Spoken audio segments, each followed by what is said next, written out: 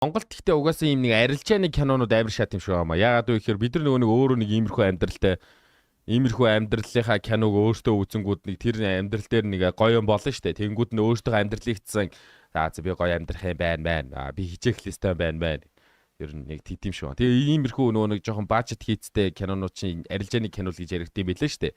Зүгээр л нэг рандом киноныг сарын дотор хийгээл зараал тэгэл тэрийг мөнгө олоод тэгэл easy. Тэгэнгүүт бас арилжааны кинон дээр нөгөө рандом инфлюенсерүүд оруулж ирээл нөгөө рандом инфлюенсерүүд нь бараг орсноо гişаасна.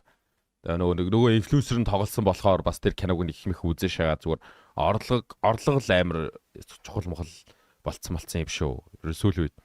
Яг сүүлийн үед гэдэг нөгөө нэг юу байгаа даа штэ нөгөө нэг манай нөгөө ах нар байгаа даа штэ. Яг ах нарын продакшн байгаа штэ. Хин бил ямар продакшн блэ? Хий блэ? Ямар продакшн нэлээ?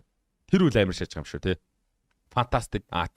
Фантастик бол өстой нэрээ үнэхээр effort-ыг бүх юмтай өстой нэрээ бүгдийн киног бол кино шиг кино шааж байгаа юм шүү. Би тэгж бодсон штэ.